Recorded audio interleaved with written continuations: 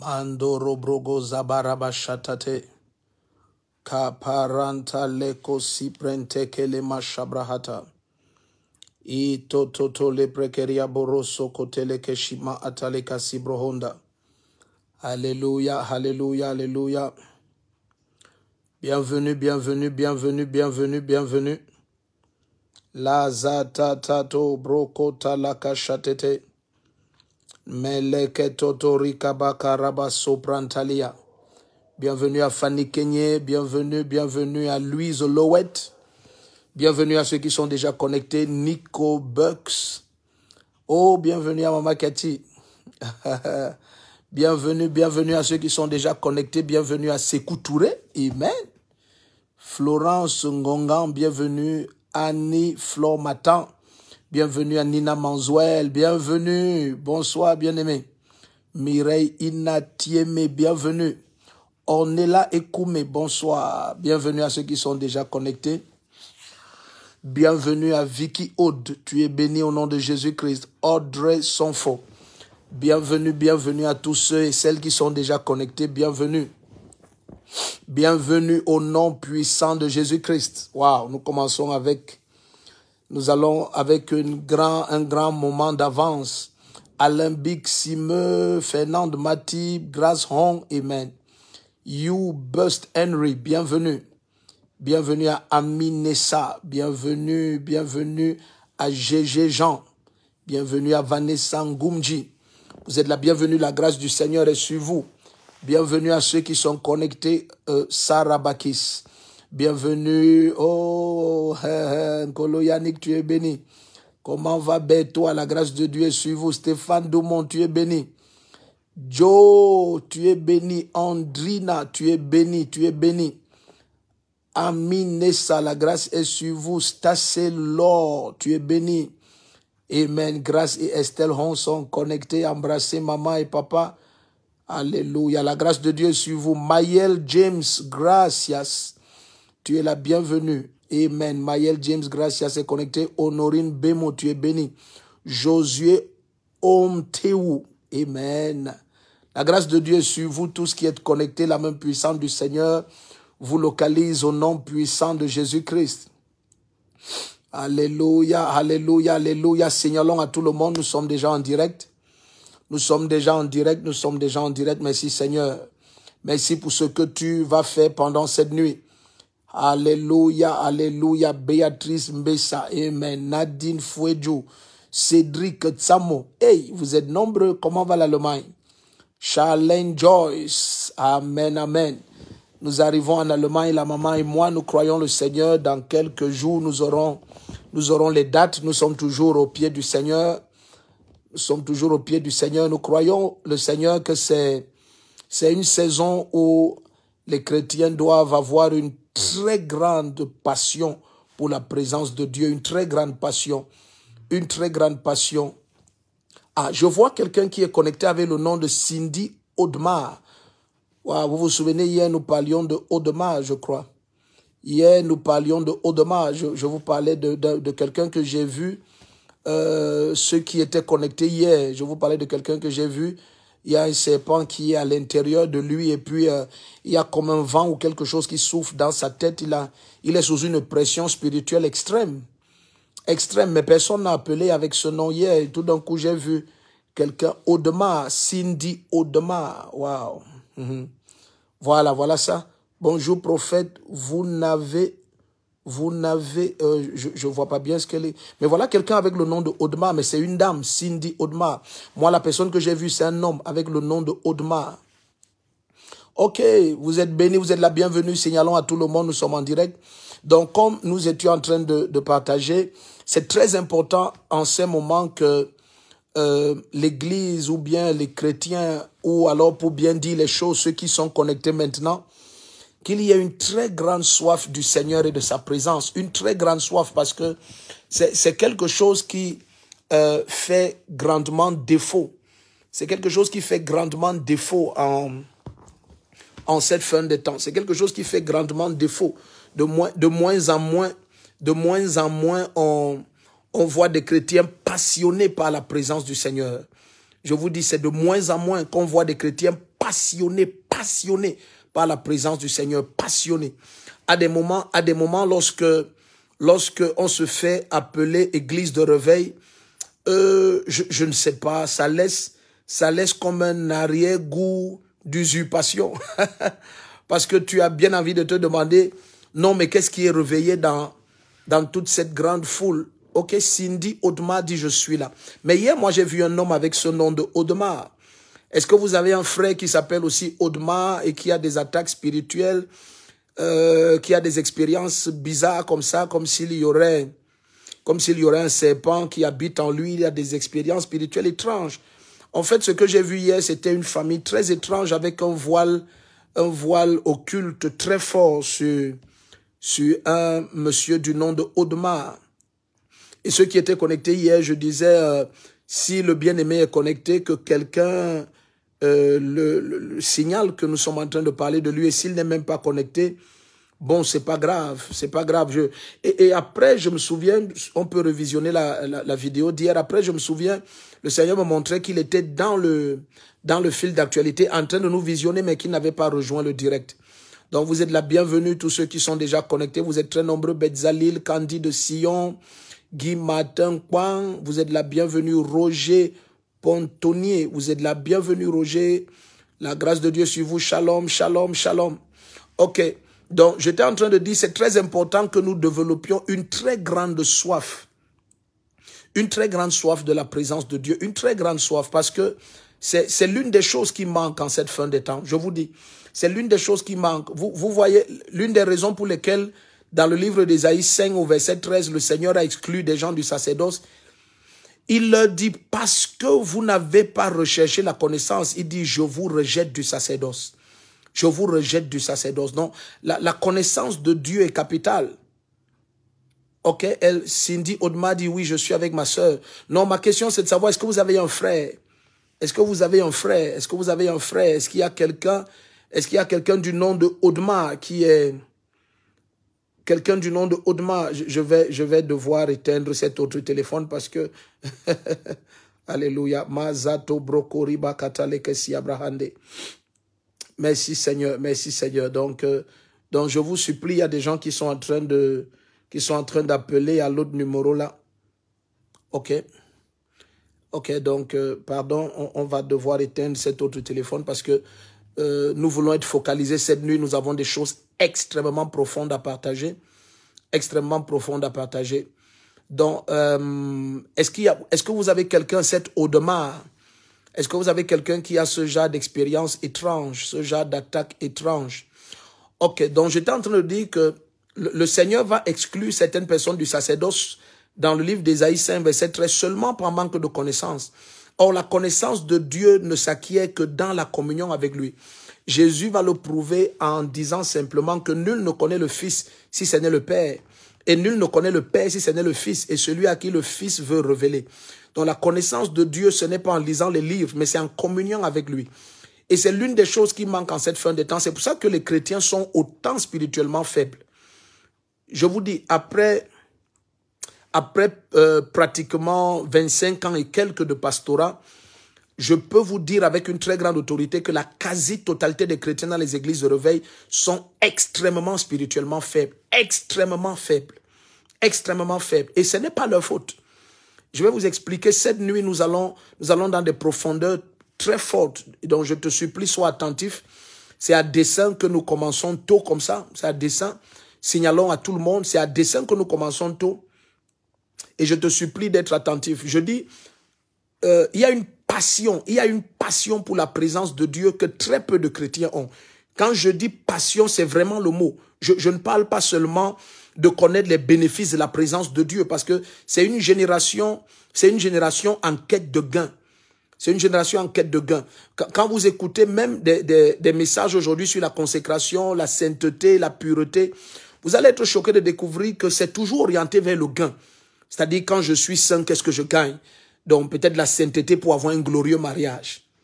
Peut-être la sainteté pour jouir d'un bon emploi. Peut-être la sainteté pour être protégé spirituellement.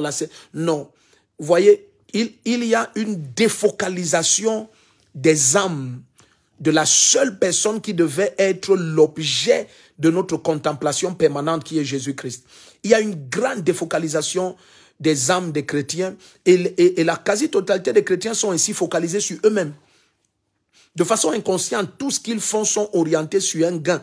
Qu'est-ce que je gagne? Qu'est-ce que je gagne? Quel est mon gain? À être consacré, quel est mon gain?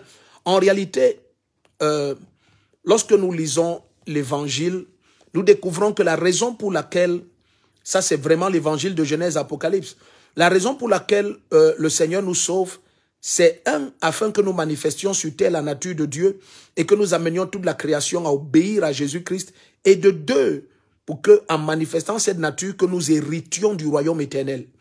Je dis la première raison, c'est pour ça que le Seigneur dit par exemple dans Jean chapitre 5, à partir du verset 26, il dit de même que le Père a la vie en lui, il a donné au Fils d'avoir la vie en lui. Donc Jésus n'avait pas besoin de crier au Père pour que l'onction augmente sur lui, non. Non, il se soumettait davantage au Père et jaillissait de son homme intérieur les sources abondantes de vie. Et c'est ce que le Seigneur dit de nous, et c'est ce que l'apôtre Paul aussi dit.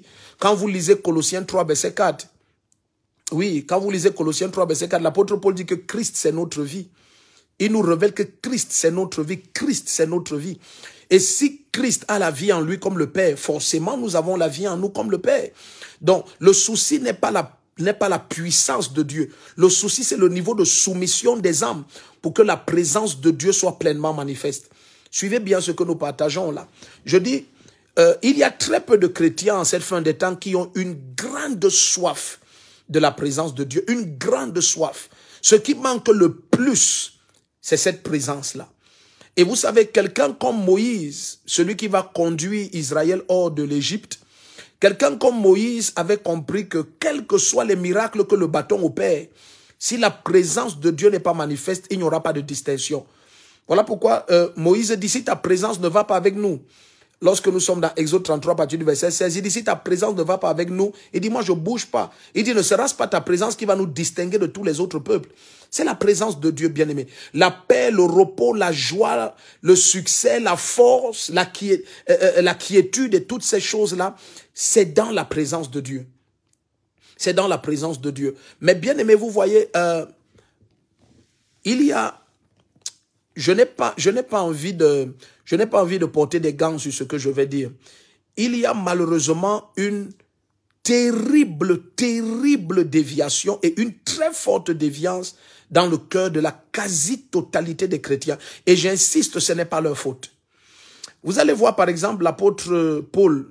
L'apôtre Paul va dire quelque chose qui est très fort dans le livre de Philippiens. Dans le livre de Philippiens, signalons à ceux qui peuvent se connecter, hein, nous sommes en direct déjà. Dans le livre de Philippiens chapitre 2 au verset 20, dans Philippiens chapitre 2 au verset 20, l'apôtre Paul, quand il écrit à l'église de Philippe, il dit, je n'ai personne, suivez bien Philippiens 2 à partir du verset 20, il dit, je n'ai personne qui se soucie avec moi de ce qui concerne l'œuvre du Seigneur. Il dit, chacun se préoccupe de ses propres besoins. Il dit, je n'ai personne qui se soucie avec moi. Je vais vous lire ça. Philippiens chapitre 2, le verset 20, il dit, Philippiens 2, verset 20, il dit, car je n'ai personne qui partage mes sentiments pour se soucier sincèrement. Oh, merci Seigneur. Il dit, je n'ai personne qui partage avec moi mes sentiments pour se soucier sincèrement de votre situation. Il dit, tous en effet cherchent leurs propres intérêts. Oh, alléluia. Et non ceux du Christ Jésus. Il dit, tous en effet cherchent leurs propres intérêts et non ceux du Christ Jésus. Il dit, je n'ai personne qui se soucie avec moi. Personne qui porte mes sentiments. C'est comme ça que l'apôtre Paul parle. Il dit, je vous envoie Timothée afin d'être consolé.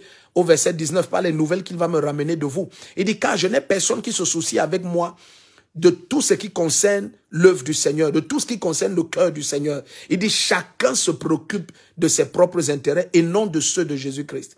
Mais c'est ce qui se passe aujourd'hui. C'est ce qui se passe aujourd'hui. Il y a une terrible faiblesse spirituelle dans la vie de plusieurs. Vous entrez dans ce qu'on appelle aujourd'hui église de réveil. Vous voyez comment je parle? Je dis bien ce qu'on appelle. Parce que c'est une gloire que je ne pense pas que plusieurs d'entre nous méritons. C'est pas une insulte que d'être appelé église de réveil. Je vous dis, c'est pas une insulte. Non, non. Mais quand vous regardez plusieurs, ce qu'on appelle l'église de réveil aujourd'hui, il n'y a rien de réveillé avec eux. Il n'y a rien de réveillé avec eux. Ce qui réveille, ce qui éveille l'âme, éveille l'esprit, t'éveille à la nature, la puissance, la présence, la gloire, la grâce du Seigneur, c'est le Saint-Esprit. Mais vous allez être choqué de découvrir que vous entrez dans la vie de beaucoup de très vieux chrétiens, 40 ans de foi, 30 ans de foi, 25 ans de foi. Vous écoutez les gémissements des petits-enfants. Je dis, vous écoutez les gémissements des chrétiens immatures dans la vie de très vieux chrétiens et même des serviteurs de Dieu. Parce que lorsque le Seigneur et sa présence n'est pas ta quête, bien aimé, il n'y a aucun moyen que tu sois spirituellement fort, sinon en cherchant la présence du Seigneur et en cherchant sa face. Le prophète Jérémie dit quelque chose dans le livre de Jérémie chapitre 10. Oui, Philippiens 2, versets 20 et 21. J'ai juste lu le verset 19 pour qu'on comprenne le contexte. Mais le prophète Jérémie dit quelque chose dans le livre de Jérémie, chapitre 10 au verset 21. Dans le livre de Jérémie, chapitre 10, verset 21, le prophète Jérémie dit que, il dit, les bergers ont été insensés. Jérémie 10, 21. Il dit, les bergers ont été insensés. Ils n'ont pas cherché l'Éternel et alors ils ont manqué de discernement. Et il dit, et tout leur troupeau est dispersé. Il dit, les bergers ont été insensés. Ils n'ont pas cherché l'Éternel, alors ils ont manqué de discernement. S'ils n'ont pas cherché l'Éternel, qu'est-ce qu'ils cherchaient? L'apôtre Paul répond à cela. Je vous ai dit dans le livre de Philippiens que nous avons lu au chapitre 2, au verset 21, il dit, tous cherchent leurs propres intérêts. Il y a une focalisation sur le moi. Une focalisation sur je suis le plus ceci, c'est moi qui ai fait ceci, je suis cela, je suis ceci, je suis. Et puis, la nutrition, les nutriments spirituels qui devraient être donnés aux enfants de Dieu pour bâtir une église sainte, sans tache ni ride, une église à la stature parfaite de Christ, une église propre pour l'œuvre du ministère. Donc, ça veut dire d'après le livre de Éphésiens 4, l'œuvre du ministère, dont le but ultime des ministères apostoliques, prophétiques et tous les ministères évangéliques et pastoraux qui sont donnés à l'église comme des dons de Christ, c'est en vue de l'œuvre du ministère, c'est en vue de la moisson des âmes, c'est en vue d'établir le royaume de Dieu sur la terre, c'est en vue d'expandre la gloire de Dieu dans les nations. Mais bien aimé, quand vous causez avec des Kazobrakatiaba, énormément de chrétiens sont spirituellement faibles, très faibles. Je vous dis, vous vous retrouvez avec un chrétien, il te dit, j'ai 5 ans de foi, j'ai 10 ans de foi, j'ai 20 ans de foi. 3 choses qui, suivez bien, 3 choses qui te permettent de connaître si tu es un chrétien, suivez bien ce que je vais vous partager. 3 choses permettent de connaître si tu es un chrétien spirituellement fort ou faible. La toute première chose, vraiment qui est la toute première, lorsque les apôtres entraient dans une ville, par exemple quand ils sont entrés dans la ville d'Éphèse, dans le livre de Actes des Apôtres, au chapitre 19, la première question qu'ils ont posée, lorsque l'apôtre Paul entre à Éphèse, sa toute première question c'est, avez-vous reçu le Saint-Esprit quand vous avez cru? Non mais imaginez, un apôtre comme Paul visite une église et sa première question c'est, avez-vous reçu le Saint-Esprit? Pardon. Sa première question c'est quoi? C'est, avez-vous reçu le Saint-Esprit quand vous avez cru? Sa première question n'est pas, est-ce que vous avez bâti une grande salle? Sa première question n'est pas, est-ce que vous avez tous les instruments de musique? Vous avez les jeux de lumière? Est-ce que la salle est climatisée? Toutes ces choses qui sont devenues des quêtes charnelles de cette fin des temps. Non, Paul n'était pas intéressé par ça, par les bâtiments et tout le reste. Il pose la question aux chrétiens, avez-vous reçu le Saint-Esprit quand vous avez cru? Quelle est la dernière instruction du Seigneur lorsqu'il est sur le point de se séparer des apôtres? Vous savez, lorsque les gens ont été longtemps ensemble, au moment de se séparer, ils se rappellent la clé de leur rencontre. Je dis, si nous causons pendant 3-4 heures de temps, c'est au moment de se séparer que tu dis, s'il te plaît, n'oublie pas telle chose. Parce que c'est ça qui est la clé de votre rencontre. Alors, au moment de se séparer des apôtres, qu'est-ce que Jésus dit? Il dit, attendez jusqu'à ce que vous soyez revêtus de la puissance d'en haut. Donc, c'est ça la clé de sa venue sur terre. Donc, je dis, le premier signe qui vous montre, suivez bien, le premier signe qui vous montre qu'il y a une grande faiblesse spirituelle dans nos milieux, soi-disant de réveil, c'est que dans beaucoup de milieux chrétiens, très peu de chrétiens sont remplis du Saint-Esprit. Très peu de chrétiens sont remplis du Saint-Esprit avec l'évidence du parler en langue.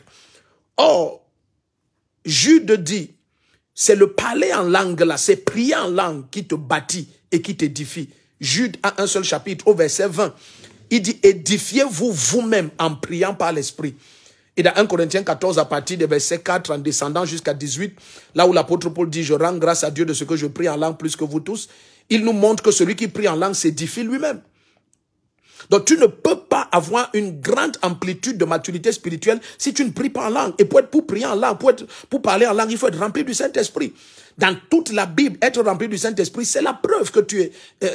parler en langue, pardon, c'est la preuve que tu es rempli du Saint-Esprit. Aujourd'hui, il y a même une attaque contre le parler en langue. Mais qu'est-ce que Jésus a dit parmi les signes qui accompagneront ceux qui auront cru? Il dit, ils parleront de nouvelles langues. Les nouvelles langues, c'est pas lorsque je parle le chinois. On n'a pas besoin du Saint-Esprit pour parler le chinois. Non, c'est la langue des anges. C'est lorsque le Saint-Esprit prend contrôle de toutes tes facultés au point où la voix de Dieu jaillit de toi. Mais je dis, si vous entrez dans la majorité des milieux soi-disant de réveil, vous verrez que la quasi-totalité des chrétiens ne sont pas remplis du Saint-Esprit. La quasi-totalité. Je dis bien la quasi-totalité. Et un des signes, pour vous montrer que ça ne va pas, l'un des signes qui permettait aux apôtres de t'ordonner à quelques offices que ce soit. L'apôtre Paul disait toujours, il faut qu'il soit rempli du Saint-Esprit. Il faut qu'il soit rempli d'Esprit Saint. Il faut qu'il soit rempli d'Esprit Saint et de sagesse. Mais vous serez choqués de découvrir le nombre de serviteurs ordonnés dans nos milieux qui ne sont pas remplis du Saint-Esprit. Ce qui était la clé majeure dans l'église primitive a disparu dans beaucoup de nos milieux. Et je vous dis, ça explique la faiblesse extrême de beaucoup de chrétiens. Après tant d'années de foi, l'apôtre qui a écrit Hébreu, on ne sait pas si c'est Apollos ou si c'est Paul. C'est pour ça que j'aime dire l'apôtre qui a écrit Hébreu. Si c'est Apollos, il faut vous rappeler que Priscilla et Aquilas, lorsqu'ils ont écouté Apollos, ils ont vu qu'il est un érudit. Priscilla et Aquilas, permettez un peu, excusez-moi. Priscilla et Aquilas ont vu, alléluia, Priscilla et Aquilas ont vu que cet Apollos est un érudit. Il a une grande connaissance, il a une très grande connaissance des Écritures. Priscilla et Aquilas, ils avaient tous les deux vu que Apollos a une grande connaissance des Écritures. Mais malgré sa grande connaissance des Écritures, Priscilla et Aquilas ont discerné qu'il ne connaît pas le Saint-Esprit. La Bible dit que Priscilla et Aquilas les ont pris de côté pour lui enseigner plus clairement les voies du Seigneur et lui parler du Saint-Esprit. Donc, comment deux chrétiens dans une église où Apollos prêchait, Priscilla et Aquilas, un mari et sa femme, ont senti que celui qui prêche-ci ne connaît pas le Saint-Esprit, il ne connaît pas la présence de Dieu, parce que eux, ils connaissaient la présence de Dieu. Mais aujourd'hui, tu serais choqué de découvrir le nombre de chrétiens qui ne peuvent rien discerner. Ils ne peuvent rien discerner. Pourquoi? Je dis, ce n'est pas leur faute. Parce que très souvent, ceux qui les enseignent, ce sont des superstars qui font des shows. Église de réveil. Ce nom, je ne sais pas pourquoi on maintient ça sur plusieurs. Donc, je prie pour toi cette nuit que, pendant que nous partageons, que le feu et la passion pour la présence du Seigneur, que ça inonde ton âme. C'est l'ultime clé pour une domination et un repos parfait sur cette terre. C'est la présence du Seigneur. Tu ne peux pas troubler quelqu'un qui connaît la présence de Dieu. Je vous dis, si le français me permettait de tenir ce langage, j'allais vous dire, quelqu'un qui connaît la présence du Seigneur est éternellement introublable. Oh, je vous dis. Vous savez, ceux qui sont encore dans des petites manipulations dans certains milieux chrétiens où on manipule les gens par des soi-disant prophéties, machin, c'est eux qu'on manipule. Quand tu connais la présence de Dieu, quand tu vis dans la présence de Dieu, quand tu connais l'amour, le feu, la passion, le vin de sa présence, les manifestations angéliques et suprêmes de son trône dans sa présence, bien aimé, rien ne peut te perturber. Rien, c'est pas une manière de parler, je dis rien sur cette terre. Tu comprends mieux que personne pourquoi David a dit, même si une armée se dressait contre moi, je serais malgré cela plein d'assurance. Mais aujourd'hui, des chrétiens paniquent lorsque les oiseaux volent, lorsque les cafards volent. Des chrétiens paniquent parce qu'ils ont eu un songe où ils ont vu un arrière-grand-père qui s'est tenu debout. Si quelqu'un se tient debout dans ton rêve, tiens-toi aussi debout, tu le gifles et tu lui demandes de se prosterner. C'est simple, bien-aimé. C'est simple, c'est aussi simple que ça. Donc, la première chose qui te montre qu'il y a une grande faiblesse spirituelle dans ta vie, c'est lorsque cette grâce d'être rempli du Saint-Esprit avec l'évidence des langues n'est pas manifeste. Et ça, c'est dans beaucoup de milieux soi-disant de réveil. Vous voyez la quasi-totalité de l'église. Personne n'est rempli du Saint-Esprit. Personne. Ce qui était le signe premier dans l'église primitive. Les apôtres étaient tellement sérieux qu'ils imposaient les mains. La Bible dit à Éphèse que, à partir du verset 8 de Acte 19, que Paul leur a imposé les mains et tous furent remplis du Saint-Esprit. Tous furent remplis. C'était l'un des signes de l'apostolat, qu'il te touche et que tu... Vous vous souvenez, lorsque le magicien en Samarie a vu que le Saint-Esprit était donné à tous ceux à qui les apôtres imposaient les mains. Donc c'est un signe de l'apostolat. La capacité de t'imposer les mains, tu es rempli de la présence, de la puissance de feu de Dieu. C'est un signe de l'apostolat.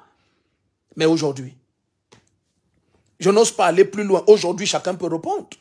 Aujourd'hui, chacun peut répondre. On peut se donner toutes sortes de titres, mais la parole de Dieu permet de jauger.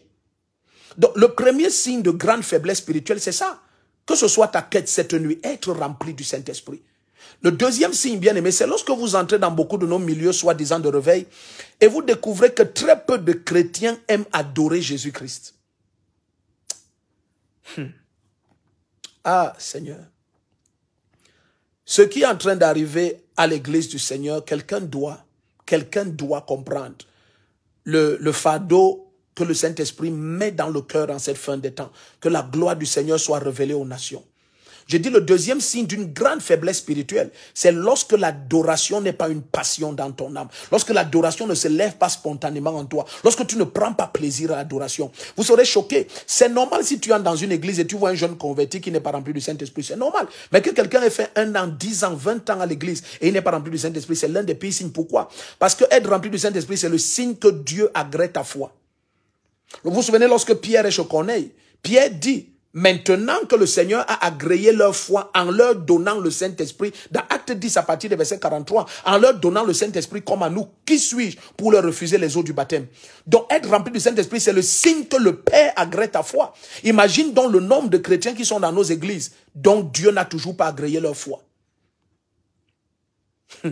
C'est le signe que tu es marqué du sceau de Dieu et mis à part pour la rédemption de ton corps.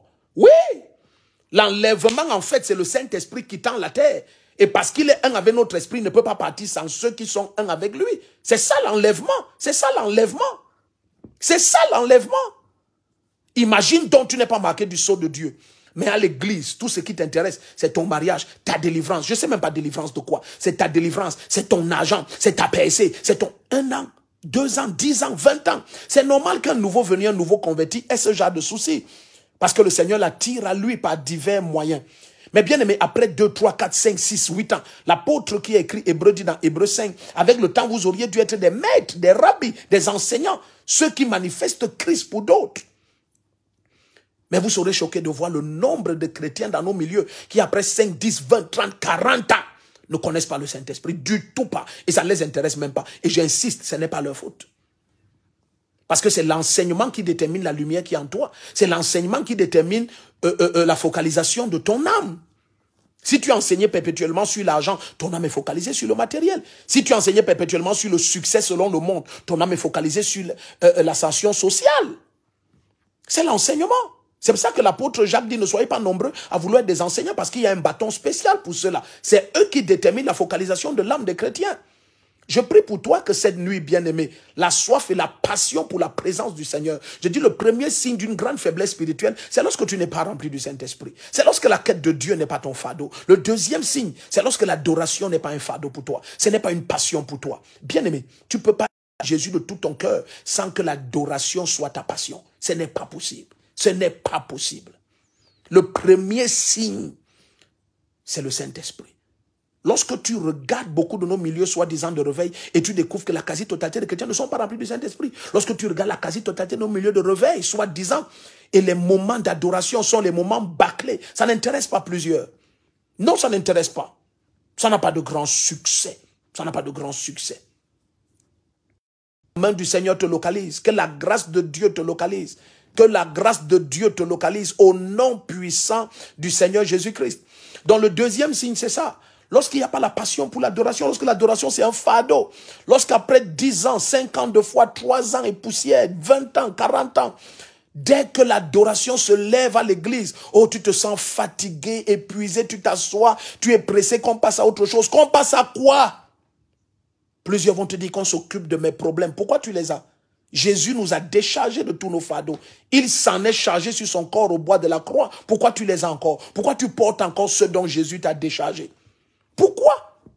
Pourquoi ta foi a refusé de prendre cela? Parce que tu ne connais pas la présence de Dieu. Parce que tu ne comprends pas la clé de l'adoration. David a dit dans le psaume 22, il dit, mes paroles plaintives sont loin de me procurer le salut. Il dit, pourtant tu es Dieu, tu sièges au milieu de la louange.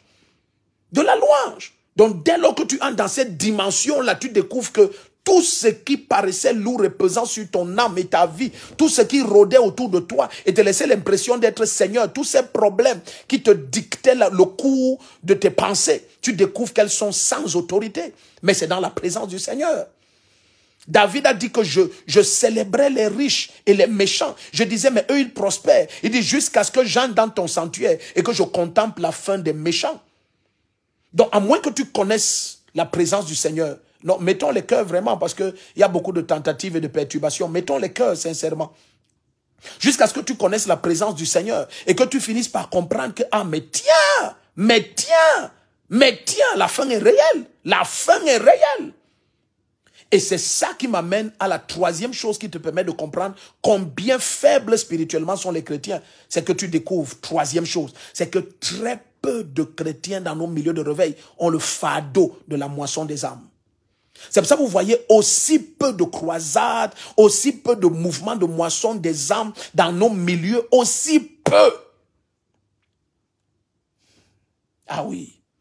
Peu ont le fardeau de la moisson des âmes. Vous serez choqué d'entrer dans la maison de vieux chrétiens, 10, 20 ans de foi. Et vous voyez que son conjoint n'a pas cru, sa femme n'a pas cru, son mari n'a pas cru, ses enfants n'ont pas cru. Et ça ne le soucie pas, ça ne la soucie pas. Non, elle veut sa guérison, sa délivrance de je ne sais pas quoi. Elle veut son mariage. Elle veut son voyage. Elle veut son XY. Mais je continue en disant, c'est pas leur faute. C'est de cette manière que plusieurs ont été enseignés. Et Jésus a averti l'église. Jésus a averti l'église. Jésus a averti l'église. Il dit dans Matthieu 6, 23, si la lumière qui est en toi est ténèbres, tes ténèbres seront grandes. Si la lumière qui est en toi est ténèbres. Bien aimé, quelque chose qui ne fait pas boutique. Permettez que je parle comme ça. Malheureusement, on est réduit à parler comme ça. Quelque chose qui ne fait pas boutique aujourd'hui, c'est l'enseignement. C'est cet enseignement-ci. Plusieurs enquêtes de buzz aujourd'hui disent des choses que même les mondains ne diraient pas. Oui, ils disent des abominations, des choses que la pureté et la sainteté de notre nature en Christ ne permettraient pas que ça sorte de la bouche d'un loin de l'Éternel. Mais bien aimé, en quête du buzz, en quête d'être vu, célébré, reconnu. Donc ce n'est pas la faute des chrétiens. C'est cette race que dont Jérémie a parlé. Il dit, mes serviteurs, ils ont été insensés. Ils n'ont pas cherché l'Éternel. Et il dit, alors il manque de discernement. Ils ne peuvent pas discerner. Quelle est la voix de Dieu maintenant? Quel est le message maintenant? Qu'est-ce que l'Esprit dit maintenant à l'église? Qu'est-ce que l'Esprit dit maintenant à l'église? Ils n'ont pas de discernement. Et il dit, et alors, il dit, leur troupeau est dispersé. Et c'est comme ça les chrétiens souffrent, bien-aimés. Je continue à vous dire ça. Je n'ai pas le souci que tu vois. Je n'ai pas le souci que nous soyons 6 000 connexions, 40 000 connexions. Non, nous sommes même trop nombreux. Souvent, quand je regarde nos connexions, on va à 1200 et tout. Je dis, oh mon Dieu. Il y a quand même 1200 personnes qui écoutent encore la parole. En fait, 1200 connexions, ça peut être 10 000 personnes, je ne sais pas. Mais bon, mais c'est pas ça. Mais c'est pas ça. Mais c'est pas ça. C'est pas ces choses qui devaient être la quête de ton âme. La parole du Seigneur dit les yeux fixés sur Jésus. Hébreux 12 à partir du verset 1. Les yeux fixés sur Jésus, qui amène notre foi à la perfection, qui est l'auteur et le consommateur de notre foi. Les yeux fixés sur Jésus. Les yeux fixés sur Jésus-Christ. Quoi que ce soit que tu cherches, bien-aimé, ça se trouve en Christ. Ça se trouve dans la révélation de Christ. Ça se trouve dans la connaissance de Jésus-Christ. Je te le dis avec autorité et expérience par la miséricorde du Seigneur. Ça se trouve dans sa présence. Oui, ça se trouve dans... Aucun diable ne peut venir t'attaquer dans la présence du Seigneur. Il va prendre ce courage où? Il va prendre ce courage où? Ils ne peuvent pas. Mais loin de sa présence, les tourments augmentent. Loin de sa présence, toutes sortes de choses impures peuvent t'attaquer. Mais dans sa présence, c'est la vie et la paix. Donc, je partageais sur le fait que, voilà les 3 choses qui te permettent de comprendre qu'il y a une grande faiblesse spirituelle de la part de beaucoup de chrétiens. La toute première, c'est que très peu dans nos milieux, soi-disant de réveil, sont remplis du Saint-Esprit avec l'évidence de parler en langue. Très peu dans nos milieux de réveil, soi-disant, très peu dans nos milieux ont le fardeau de l'adoration. Bien aimé, l'adoration sied aux hommes droits. David avait une telle passion pour le Seigneur que malgré son rang social, et aujourd'hui, regardez ce qui se passe, pour peu qu'il se sente infiniment élevé socialement, au-dessus permettez mon langage, il va être très dur, hein, au-dessus d'une bande de personnes qui sont réduites à mendier financièrement, pour peu qu'il est un peu financièrement stable. Non, il se trouve trop digne pour danser dans la maison du Seigneur. David, le roi David, régnant sur plus de 40 royaumes qu'il avait soumis, le roi David dansait jusqu'à ses vêtements tombent au devant de l'âge du Dieu vivant. Il connaissait celui qui l'a élevé. Est-ce que tu connais qui te garde en vie? Est-ce que tu connais qui t'a donné le souffle? Est-ce que tu connais qui te permet d'avoir ce téléphone avec une connexion aujourd'hui? Est-ce que tu connais qui t'a permis d'être vivant dans le pays où tu es? Est-ce que tu connais qui te permet de parler, de rire, de te lever, de te coucher? Est-ce que tu connais qui est au contrôle de tout ce souffle-là? Vous voyez dans quoi nous sommes entrés? Je dis, la deuxième chose, c'est ça. C'est que l'adoration gêne plusieurs. La troisième, c'est le fardeau de la moisson des âmes. C'est quelque chose qui a disparu. Un jour, je partageais avec des bien-aimés et je leur disais, c'est triste. C'est triste de voir que, où que aillent les finances des chrétiens dans le monde, ça ne gêne aucun autre en face de l'église ou dans l'église. Non, ça ne gêne personne. C'est dès lors que le vase d'albâtre est versé sur Jésus-Christ que ça a commencé à exposer les Judas Iscariotes. Oui, de nos jours que ton agent achète une chemise, il y a des chemises, mon Dieu, moi j'ai écouté des choses, il y a des chemises à 10 000 euros, 5 000 euros, 1 000 euros. Oui, 1 000 euros. Mettez les cœurs bien aimés, appuyez sur les cœurs rouges. Appuyez, vous voyez, il y a beaucoup d'interférences là. Appuyez sur les cœurs rouges en permanence. Appuyez au maximum. Appuyez sur le cœur rouge. Appuyez sur le cœur rouge. Quelqu'un doit écouter ça. Si ça tourmente quelqu'un, mais c'est son problème. La vérité doit être dite. On n'a pas le souci de plaire à qui que ce soit. Ça, c'est un souci que le Seigneur nous a délivré il y a trop longtemps. Trop longtemps. Il y a des chemises à 1 000 euros. Mais la valeur intrinsèque de ce coton, ça ne peut pas être 1 000 euros. La valeur intrinsèque d'une chemise ne peut pas être 100 euros. Mais tu achètes des habits à ce prix.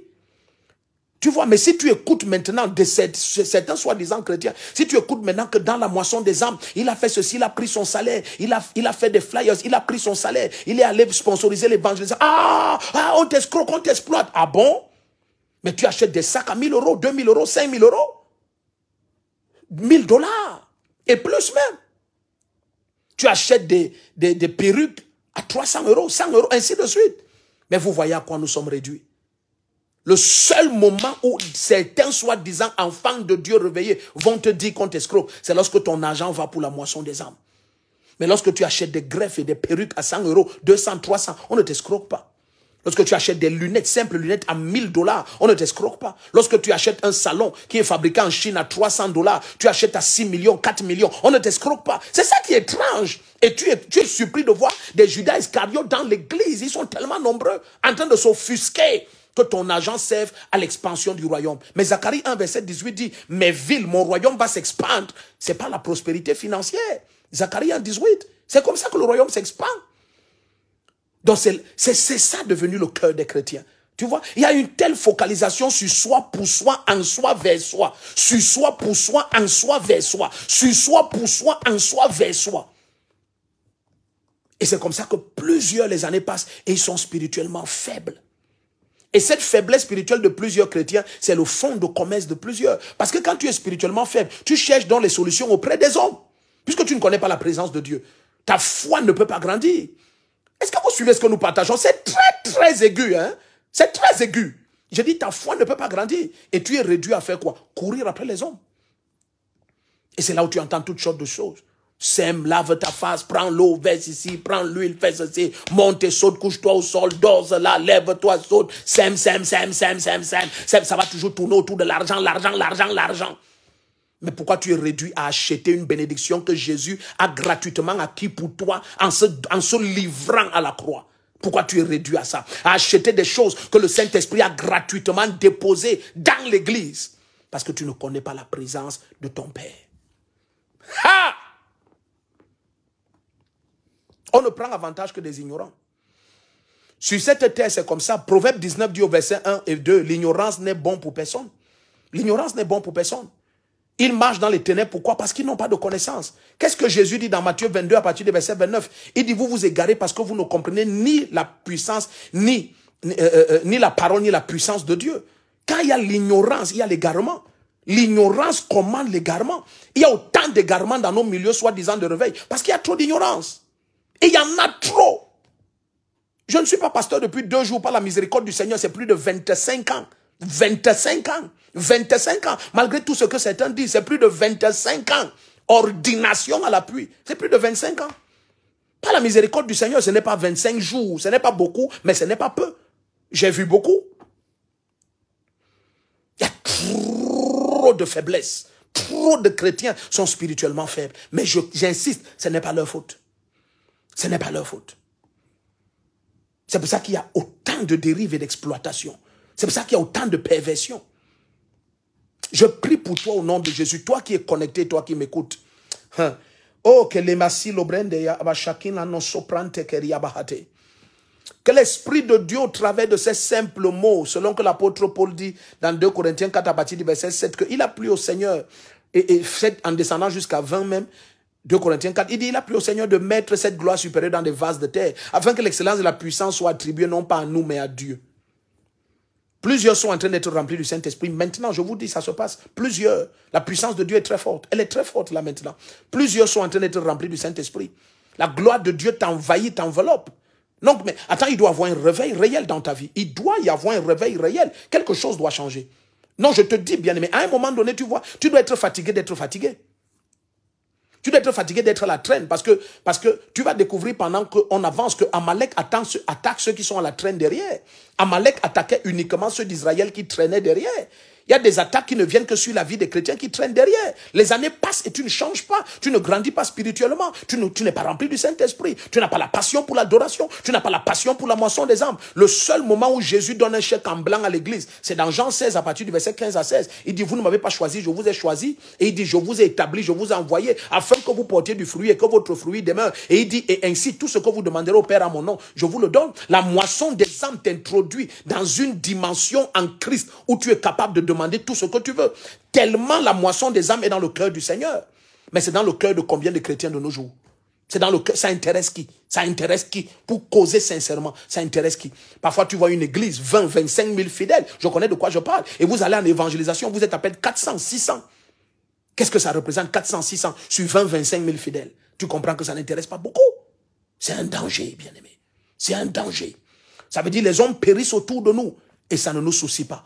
Pourquoi? Parce que quand tu connais la présence, c'est alors que tu connais le cœur du Seigneur. Est-ce que quelqu'un écoute quelque chose cette nuit-ci? Est-ce que tu reçois quelque chose? Il y a un moment où tu dois seulement être fatigué, d'être fatigué. Tu dis au Seigneur, s'il te plaît maintenant, tu es mon Dieu, tu es mon Père, c'est à toi que je crie. Non mais attends, je ne sais pas si tu comprends. Tu es mon Dieu, tu es mon Père et c'est à toi que je crie. Juste tu es fatigué d'être fatigué. Fatigué de courir après les gens. Fatigué d'être comme un cobaye. Comme un cobaye. Fatigué d'être comme un cobaye dans les mains de toutes sortes de personnes qui veulent faire des expériences spirituelles ou mystiques avec toi. Écoute, saute, danse, prends ça, fais ceci, tiens dans la bouteille, dans la main gauche, tiens telle bouteille, dans la main droite, tiens l'autre, lève-toi, maintenant, genoux-toi, crie, et puis je sais pas trop quoi. Non, mais attends, à un moment donné, il faut être fatigué d'être fatigué. Tu comprends, bien aimé? À un moment donné, tu te dis, j'ai un libre accès au trône de grâce au travers du sang de Jésus-Christ. Non, mais ce sang m'a racheté quand même. À un moment donné, tu te rebelles en toi-même, comme le Jephthé a dit. Oui, comme Jephthé a dit. Dans le livre de Juges, au chapitre 12, verset 3, Jephthé dit, quand j'ai vu que tu ne venais pas à mon secours, j'ai pris ma vie dans mes mains. À un moment donné, tu prends ta vie dans tes mains, tu dis, mais attends, ce Dieu, c'est mon Père. Ce Dieu, c'est mon Père. Je m'agenouille et je crie à lui. Anne a pris sa vie dans ses mains, un bien-aimé. Je viens challenger quelqu'un cette nuit. Prends ta vie dans tes mains. Prends ta vie dans tes mains. Je viens te challenger. Je te dis, je suis le prophète Rodrigue Defoe. Je viens te challenger au nom du Seigneur Jésus-Christ. Prends ta vie dans tes mains. Agenouille-toi et crie à Dieu, passe cette nuit en prière. Si tu passes une nuit en prière pour les fardeaux que tu as, ça ne va pas te tuer, mais c'est ta vie, bien-aimé. C'est ta vie. Quelqu'un peut t'aider à bûcher tes cours. Quelqu'un peut même t'aider à payer ta pension. Quelqu'un peut même t'aider en te transportant chaque matin pour l'école. Mais personne ne peut composer pour toi, retenir tes leçons pour toi. Non, personne ne peut le faire. Le temps est venu que l'Église se réveille. Le temps est venu que quelqu'un dise, oh Dieu, tu es mon Dieu, je te cherche. C'est comme ça que David a dit, oh Dieu, tu es mon Dieu, je te cherche. Dans une terre aride, desséchée sans eau, mon âme a soif de toi et mon corps soupire après toi. Il dit, oh Dieu, tu es mon Dieu. Tu n'es pas le Dieu de mon pasteur, tu es mon Dieu. Jésus dit, je m'en vais vers mon Père et votre Père. Vers mon Dieu et votre Dieu. C'est le temps où quelqu'un se rebelle dans son esprit et dit, oh Dieu, tu es mon Dieu. Est-ce que quelqu'un suit ce que nous partageons ici? Non, mais c'est important. C'est important. C'est important. Parce que les années, hein, ils vont vite. Est-ce que vous avez remarqué, nous sommes en septembre. 2021 s'est achevé là hier. Mais nous sommes en septembre. 2023 est là derrière nous. Mais non, mais c'est à 3 pas de nous, là, 2023. C'est à 3 pas de nous. Voilà encore une année qui risque de finir. Refuse ça. Non, mais refuse ça, point barre, refuse ça. Refuse ça complètement. Je refuse. Anne a dit à un moment donné, écoute, je prends cet enfant. Je vais négocier avec ce Dieu, il me donne mon enfant. Elle dit à Dieu, écoute, tu me donnes un garçon, moi je te donne un prophète. Je te le consacre.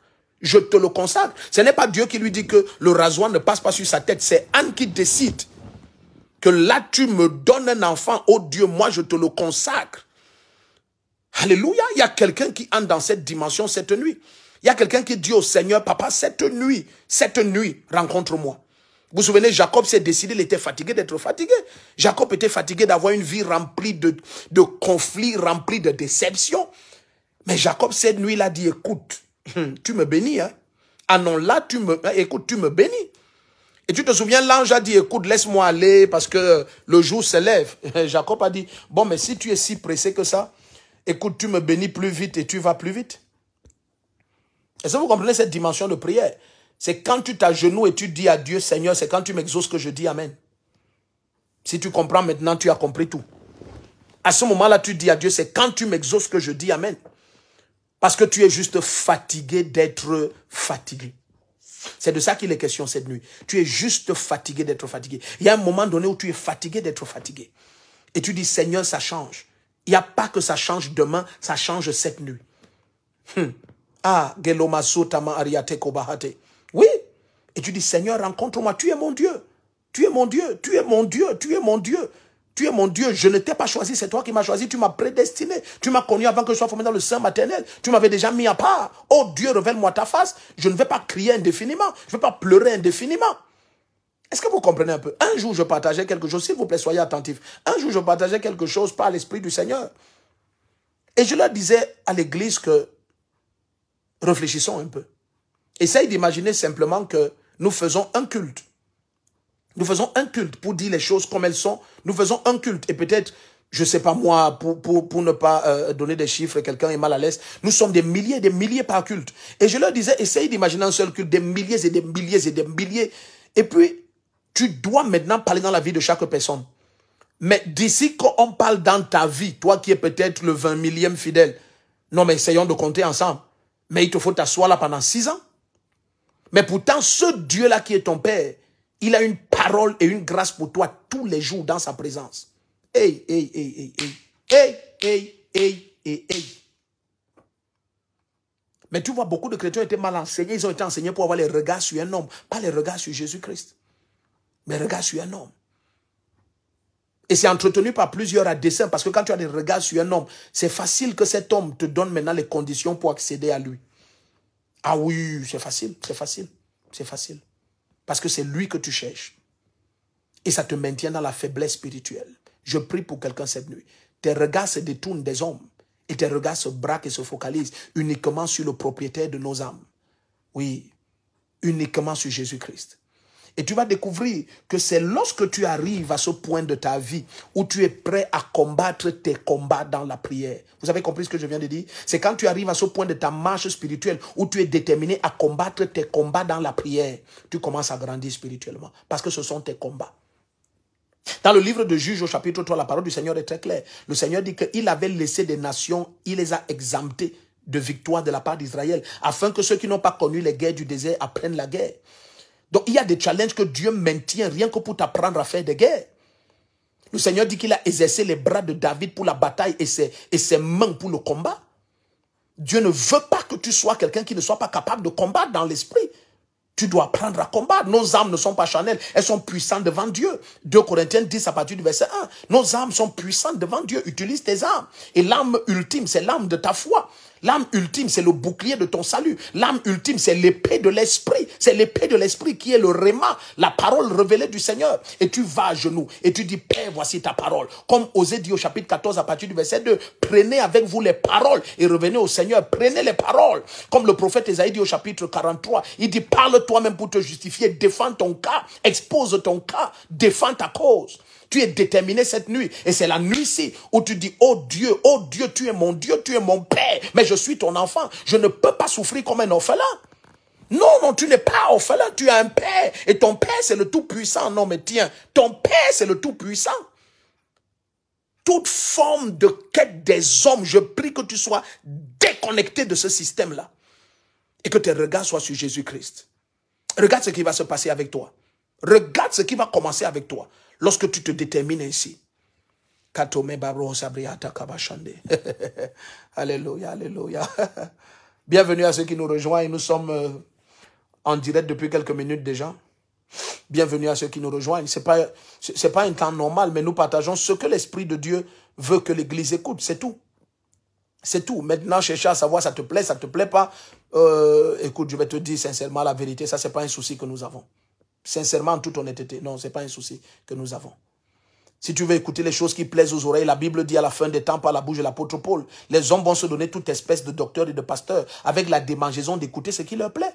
Pas d'écouter la vérité, mais d'écouter ce qui leur plaît. Il y a suffisamment de personnalités qui font des buzz et qui disent des choses et qui attirent toute forme de personnages là. Donc tu peux aller écouter tout ça. Mais bien aimé, quand les années vont passer, tu vas découvrir que si tu es un enfant de Dieu et tu n'as pas été nourri selon Éphésiens 4 à partir du verset 20, j'espère que vous avez été instruits en Christ selon la vérité qui est en Jésus. Jésus est la vérité, mais il y a une vérité dans la vérité. L'apôtre Paul dit dans Éphésiens 4 à partir du verset 20 à 21, il dit, j'espère que vous avez été instruits en Jésus-Christ selon la vérité qui est en Jésus. Quelle est cette vérité? Le dépouillement du corps de la chair et le revêtement du Christ. Si on ne t'a pas enseigné de cette manière, on ne t'a pas enseigné de la bonne manière. Il y a un dépouillement du corps de chair. C'est obligé, bien-aimé. Tu ne peux pas être un chrétien et tu dis non, tout ce que je veux vraiment, c'est qu'on me dise dans quoi je dois investir, dans quoi. Bien-aimé, lorsque la conversion est totale, la volonté de Dieu n'est plus un mystère. C'est dans Romains 12, à partir du verset 1 et 2. Ne vous conformez pas au siècle présent, mais soyez métamorphosés par le renouvellement de votre intelligence et vous allez discerner la volonté de Dieu. Pourquoi aujourd'hui la volonté de Dieu est un sujet mystique dans l'Église? Pourquoi c'est devenu un sujet mystique dans l'Église? Ça fait l'objet de toutes sortes de manipulations et d'enseignements qui se contredisent même. Mais ça n'a jamais été un sujet mystique. Christ n'a jamais présenté ça. Il dit, celui qui me suivra ne marchera jamais dans les ténèbres. Il dit dans Jean 12, à partir du verset 26, il dit que celui qui me serve me suive. Et le Seigneur explique ce que veut dire le suivre, c'est pratiquer sa parole. C'est aussi simple que ça. C'est aussi simple que ça. C'est aussi simple que ça. Quelle est sa volonté? C'est que nous croyons en Jésus-Christ. Lorsqu'ils ont dit, que ferons-nous afin de faire les œuvres de Dieu? Tu te souviens dans Jean 6 à partir du verset 28. Que ferons-nous afin de faire les œuvres de Dieu? Jésus a dit, l'œuvre de Dieu, c'est que vous croyez en celui qui l'a envoyé. Mais c'est tout. C'est tout ce que Dieu te demande, c'est que tu croies. De même que Moïse a érigé le serpent d'airain au désert, et quiconque levait les yeux vers le serpent était délivré de la morsure des serpents. Jésus dit de même, le Fils de l'homme sera élevé afin que quiconque croie en lui. C'est tout ce que Dieu veut, c'est que tu crois en Jésus. Mais bien aimé, qu'est-ce que veut dire croire en Jésus? C'est se soumettre à son autorité, c'est prendre son joug et recevoir ses instructions. C'est alors que tu trouves du repos. Est-ce qu'on est toujours ensemble? Est-ce que tu as envie de fuir là maintenant? Je ne pense pas. Je crois que si tu es connecté, c'est parce que tu veux écouter la vérité, tu veux la lumière. Tu es arrivé à un point de ta vie où tu dis, Seigneur, je veux la vérité. Je veux la vérité. Lorsque quelqu'un a longtemps été malade, il n'a plus peur de prendre le vrai traitement. Ah, tu viens de comprendre quelque chose. Je dis que lorsque quelqu'un a traîné une maladie longtemps et il a essayé toutes sortes de traitements, il n'a plus peur du vrai traitement. Vous vous souvenez, dans le livre de 2 Rois, permettez que je tienne un peu ça parce que je tiens avec ma main, je ne tiens pas avec les installations habituelles. Donc, à ce moment, dans 2 Rois chapitre 5, lorsque le général Naaman est venu vers Élisée, Élisée a dit, va tomber cette fois dans le Jourdain. Écoute, va tomber, j'ai pas besoin de voir ta face. Vous vous souvenez, le prophète, il a dit, j'ai pas besoin de voir ta face. Mais aujourd'hui, c'est ça la préoccupation de plusieurs. Papa, je veux te voir, je vais te raconter. Mais ce n'est pas leur faute, c'est l'enseignement qui n'est pas bon. C'est l'enseignement que plusieurs reçoivent qui n'est pas bon. Ça les focalise sur les hommes. Mais Élisée n'a pas vu la face du général. Il a dit à son serviteur, va lui dire de tomber cette fois dans le Jourdain. Une manière de dire, va te donner à la parole. Parce que les eaux parlaient de la parole. Va tomber dans la parole. Va t'immerger dans la parole. Va te tremper dans la parole. Cette fois parle de la plénitude. Il dit, va te tremper totalement dans la parole. Quiconque se donne totalement à la parole. Le psaume 107 à partir du verset 20. Qu'est-ce que le psaume 107 dit? Il dit, par leur conduite criminelle, les insensés étaient rendus malheureux. Il dit, mais quand ils ont crié à l'Éternel, il a envoyé sa parole. Il les a délivrés de toutes leurs calamités. Qu'est-ce qui est dit dans Proverbe 11, verset 9, le juste est délivré par la connaissance. Qu'est-ce qui est dit dans Jean chapitre 8, verset 32, vous connaîtrez la vérité vous affranchira. Est-ce que vous comprenez de quoi il est question cette nuit? Bien aimé, c'est une nuit déterminante pour ceux qui ont soif de voir la fin des calamités de leur vie. Cette nuit, elle est déterminante. Lorsque ta maladie a duré longtemps, tu n'as plus peur du vrai traitement. Tu n'as pas peur. Et lorsque Naaman voulait résister, ses serviteurs lui ont dit, mon général, si le prophète te demandait quelque chose de difficile, est-ce que tu n'allais pas faire? Une manière de lui dire, on t'a vu, permettez ce que je vais dire, on t'a vu manger les lames, on t'a vu courir sans vêtements dans la rue sur les instructions des marabouts, on t'a vu faire des choses compliquées. Mais est-ce que tomber dans le Jourdain, cette fois, c'est compliqué? Oh, c'était le symbole de la parole. Tombe dans la parole, bien-aimé. Décide-toi cette nuit, ouvre ta Bible à place directe et dors dedans. Ça ne peut pas te faire de mal. Personne ne peut méditer la parole et sa situation s'empire. Non. Non. Non. Personne ne boit de l'eau et sa maladie augmente. Non. Est-ce qu'on est ensemble ici? Il dit, je vais vous sanctifier par l'eau pure de ma parole. Je veux que tu comprennes que l'eau, c'est un symbole de la parole. C'est un symbole de la parole. Aujourd'hui, on a donné l'eau au diable. Oh, vraiment, les eaux là. Les eaux là. Oh, il faut relire la Bible. Il faut arrêter ça. Il faut relire la Bible. Ézéchiel était transporté dans les eaux au niveau des chevilles, des genoux, des reins.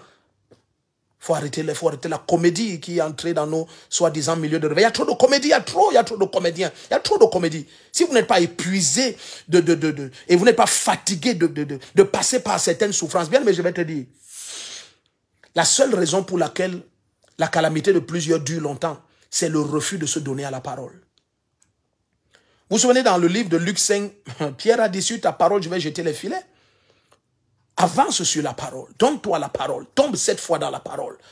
7 là, c'est la plénitude. Tombe pleinement dans la parole, habite dans la parole, corps, âme et esprit. Livre-toi la parole. Je te dis, tu vas revenir avec un témoignage. Quiconque se livre pleinement la parole, revient toujours avec cri d'allégresse. Toujours. Et c'est ton cas. Tu vas revenir avec cri d'allégresse. La parole qui vient vers toi cette nuit, elle ne peut pas te laisser intacte. Je te dis, elle ne peut pas.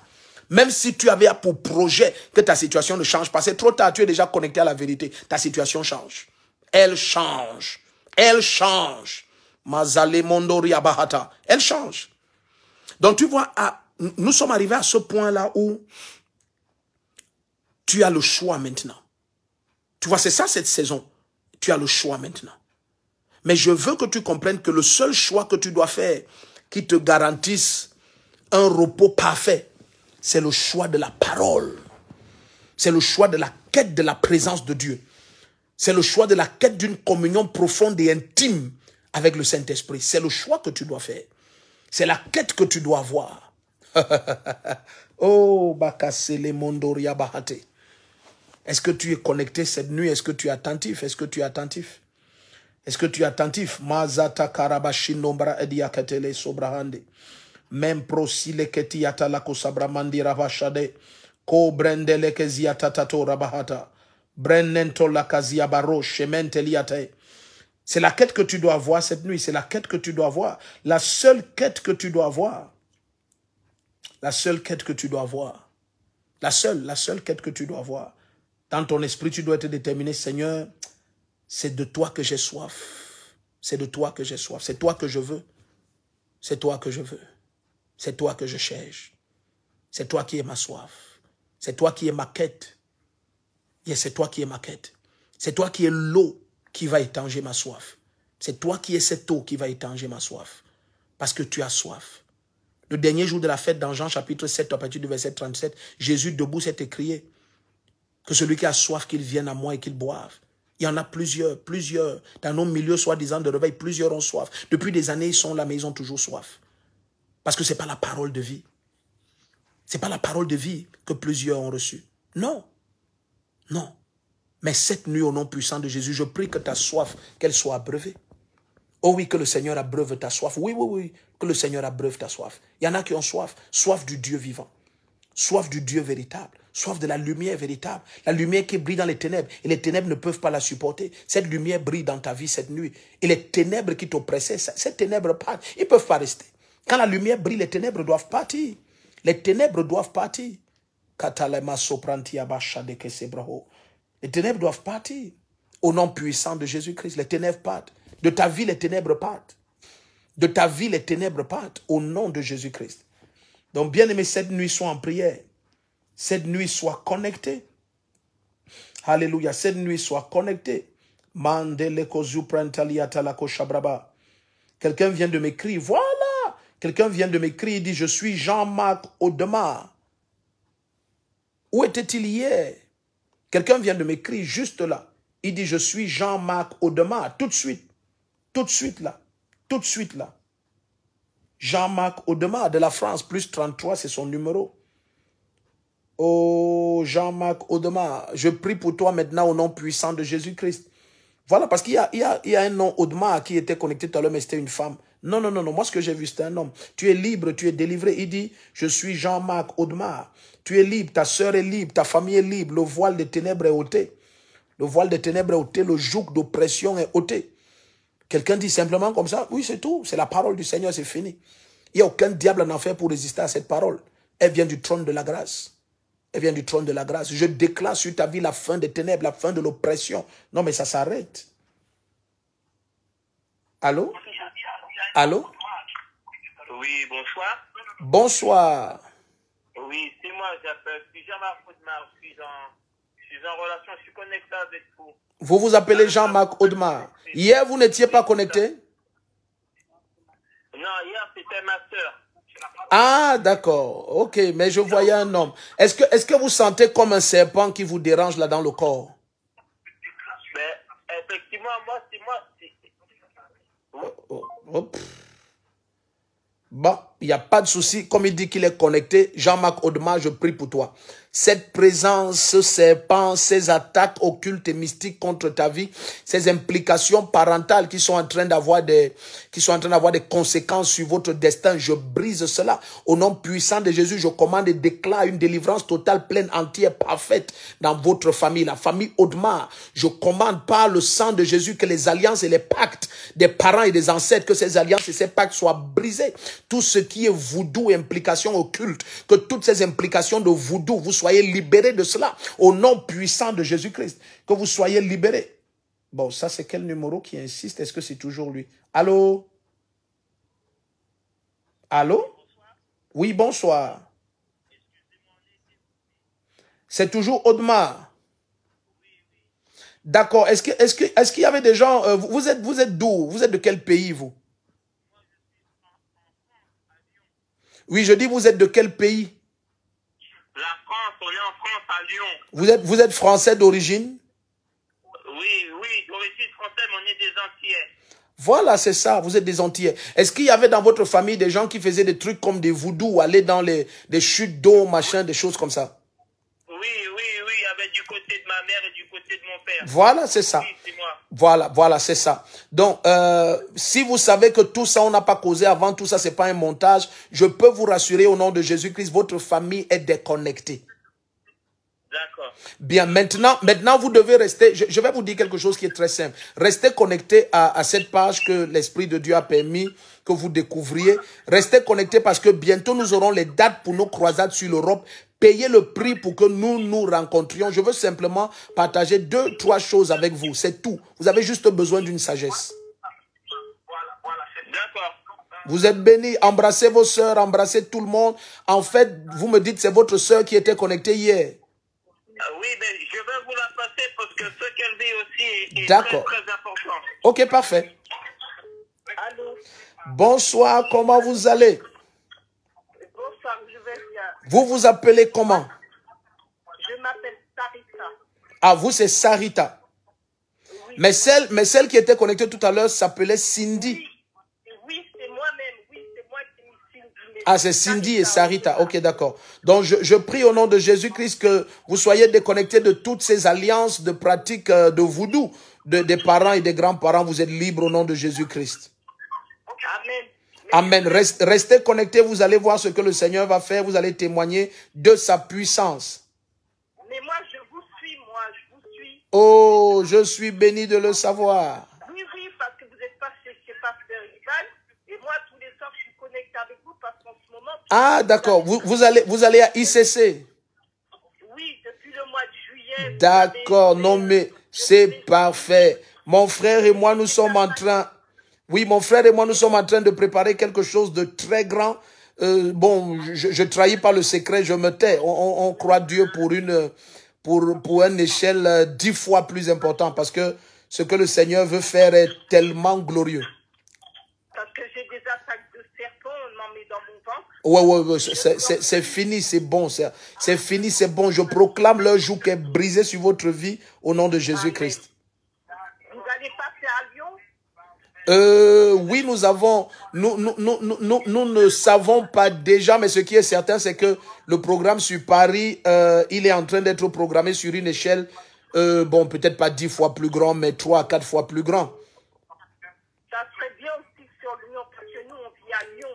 Oui, nous avons une église à Lyon. Nous avons une église à Lyon. Nous avons une église à Nantes. Nous avons une église dans cette... L'adresse de l'église à Lyon? Oui, d'accord, je vais vous l'envoyer. Oui. Oh, ben c'est parfait. On fait ça, vous êtes bénis. Je vous remercie. Merci aussi.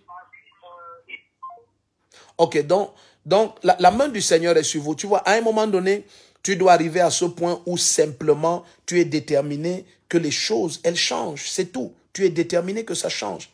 Et pour ça, il y a un prix que tu dois payer. Il y a un prix que tu dois payer. Il y a un prix que tu dois payer. Alors je prie pour toi au nom de Jésus-Christ que la main souveraine du Seigneur te localise. Que la gloire de Dieu te recouvre. Cette nuit, pendant que tu vas aller dans le lieu secret, dans le coin où tu choisis d'être au calme et chercher la face du Seigneur dans la prière, je prie au nom de Jésus-Christ que la puissance du Saint-Esprit te localise, que la présence de Dieu t'inonde, que la présence de Dieu se manifeste. Cette nuit spécialement, que la droite du Seigneur te localise. Que tu aies l'expérience de ses bras sur toi, de son amour t'enveloppant, de son feu en train de t'inonder, de sa face se révélant à toi, de sa voix et de sa parole t'atteignant cette nuit au nom puissant de Jésus-Christ. Que ce soit ton expérience. Ta vie ne sera plus la même. Elle ne peut plus être la même. Alléluia. Je prie et je déclare sur ta vie la grâce, la levée d'une saison nouvelle. Ne dis pas que pourquoi on n'a pas notre nuit de prière. Non, non, non, non. On n'a plus que la nuit de prière là. Je suis en train de te donner ce que l'Esprit de Dieu veut que je te donne. Et que tu ailles maintenant dans le lieu secret et que tu cries au Seigneur. Et que tu cries au Seigneur. Et que tu lui dises que, oh Dieu, tu es mon Dieu, tu es mon Père. Au travers du sang du Seigneur Jésus-Christ, j'ai un accès libre. C'est le temps, oh Dieu, que ta main me localise. C'est le temps, Saint-Esprit, que tu essuies mes larmes. Parce que, Seigneur Jésus, tu ne m'as pas laissé seul. C'est ce que le Seigneur dit, c'est ce qu'il a fait. Il ne nous a pas laissé seul. Il nous a envoyé l'autre consolateur. Tu ne peux pas pleurer indéfiniment alors qu'il y a l'autre consolateur. Non, c'est pas possible, ça s'arrête simplement. Au nom puissant de Jésus, ça s'arrête. Ça s'arrête simplement. Cette nuit, ça s'arrête simplement parce que tu prends sur toi la décision d'aller dans le lieu secret et de dire, Seigneur, réponds-moi. Ne dis pas, non, on n'a pas eu notre nuit de prière. Non, non, non, non, non, non, non, non, non. On n'a eu plus que ça. On n'a eu plus que la nuit de prière. On n'a eu plus que la nuit de prière. Il y a un feu qui est déclenché en toi. Cette nuit, il y a un feu qui est déclenché en toi. Il y a un feu qui est déclenché en toi cette nuit. Amène ce feu à genoux dans la prière. Et j'attends ton témoignage. J'attends ton témoignage. Parce qu'il est certain, j'attends ton témoignage. Impatient d'écouter ce que Jésus fait. Parce que plusieurs vont être remplis du Saint-Esprit. Oui, tu vas passer une nuit d'adoration. Oh, des choses glorieuses se passent. Oui, tu vas passer une nuit d'adoration. Une nuit d'adoration. Personnelle, intime, seule, dans le lieu secret. Imagine ce qui va se passer. Alléluia. Je joins ma foi à la tienne et je proclame au nom de Jésus-Christ que pendant que tu cries au Seigneur cette nuit, que sa face et sa gloire t'enveloppent, t'environnent, te remplissent, t'inondent, te saturent. Au nom de Jésus, que tu deviennes un instrument de puissance entre les mains du Seigneur, que tu deviennes un instrument effrayant entre les mains du Seigneur. Alléluia. Quelqu'un écrit, quand un programme en Côte d'Ivoire, ne vous dérangez pas. Ne vous dérangez pas. Nous sommes rien que des serviteurs dans les mains du Seigneur. Si le Seigneur décide qu'en un an, il nous ordonne de visiter 40 pays, ça va se faire. Ça va se faire. N'ayez pas l'impression qu'il y a un pays qui est abandonné. Aucun pays n'est abandonné, mais nous sommes des serviteurs dans les mains du Seigneur. Alléluia. Nous sommes des serviteurs dans les mains du Seigneur. Quoi que ce soit qui se passe, lorsque tu es un homme qui connaît la présence de Dieu, tu connais. Il faut sa voix et son ordre. Il faut savoir. Si le Seigneur nous dit, aïe, Sénégal, vous allez voir ce qui va se passer. Si le Seigneur dit, si en une année, le Seigneur dit 40 pays et il cite les pays et les dates, vous allez voir ce qui va se passer. Nous sommes juste des serviteurs entre ses mains. Donc aucune nation ne s'inquiète. Aucune nation ne s'inquiète. L'Esprit de Dieu est à l'œuvre. C'est un temps unique dans le corps du Christ. Dans la francophonie spécialement, c'est un temps unique. Des choses extrêmes sont en train d'être déclenchées. Et je prie au nom de Jésus-Christ que toute la gloire de la présence du Seigneur se manifeste pendant que tu cherches sa face cette nuit. Que toute la gloire de la présence du Seigneur se manifeste pendant que tu cherches sa face cette nuit. Oh oui, toute la gloire de la présence du Seigneur, qu'elle se manifeste pendant que tu cherches sa face cette nuit. Au nom de Jésus-Christ, tu es béni. Tu es béni, je te dis, tu es béni, tu es béni, tu es béni. Tu es béni au nom puissant de Jésus-Christ. Alléluia. Oh oui, nous venons partout. Dubaï, nous venons partout. Nous sommes dans les mains du Seigneur. Là, il veut nous amener, il va nous amener. Nous sommes juste à son écoute. Et nous savons que c'est le temps. Nous savons que c'est le temps. Nous savons que c'est le temps. Nous savons que c'est le temps. Vous êtes bénis au nom puissant de Jésus. La grâce de Dieu est sur vous. La main du Seigneur vous recouvre. Sa puissance te localise. Et je déclare et proclame que cette nuit, pendant que tu cherches sa face, il se révèle à toi comme jamais auparavant. Tu es spécial. Tu es spécial. Tu es spécial. Je proclame sur toi la faveur et la grâce. Je déclare au nom de Jésus, la face du Seigneur brille sur toi. Et la présence de Dieu t'enveloppe pendant que tu cries à lui cette nuit. Ton témoignage est certain. Fais de cette nuit une nuit de quête du Seigneur, une nuit de prière personnelle, une nuit d'adoration personnelle, une nuit où plus que jamais tu dis, oh Dieu, tu es mon Dieu, je te cherche. Dans une terre aride, desséchée sans eau, mon âme soupire après Jésus-Christ. Fais-le cette nuit et j'attends ton témoignage. Je t'aime beaucoup. N'oublie pas, dimanche, nous avons 3 cultes. Paye le prix, soit à l'un des cultes. Paye le prix. Il s'agit de payer le prix. Tu dois payer le prix. Paye le prix. Il n'y a pas de gloire gratuite. Non, paye le prix. Soit derrière la gendarmerie de Mendon, que ce soit à 6h, 9h ou 12h, à l'un de nos 3 cultes. Sois présent. Sois présent. Les gens viennent d'aussi loin que toutes sortes de nations. Je vous dis sans exagérer, ceux qui nous visionnent, ils connaissent. Donc paye le prix, sois présent. Laisse que dans la présence de Dieu, nous voyons ce que le Seigneur va faire. Et il va se glorifier à l'extrême dans ta vie. C'est notre mois de portes ouvertes. Au nom puissant de Jésus, je déclare sur ta vie, les portes sont ouvertes. Les portes de faveur, de grâce. Les portes de faveur et de grâce. Au nom souverain de Jésus-Christ. Tu es béni. Je t'aime beaucoup. Passe cette nuit en prière. Et n'oublie pas, envoie-nous ton témoignage. Nous t'attendons derrière la gendarmerie de Mendon, mon épouse et moi, et toute la grande famille de la CBC, communauté missionnaire de réveil. Toute la grande famille, nous t'attendons au siège derrière la gendarmerie de Mendon. 6h, premier culte, 9h, deuxième culte, 12h, troisième culte. Ce que Jésus va faire ne se raconte pas, ça s'expérimente. Je t'aime beaucoup. Shalom, shalom, shalom. Nous allons prier.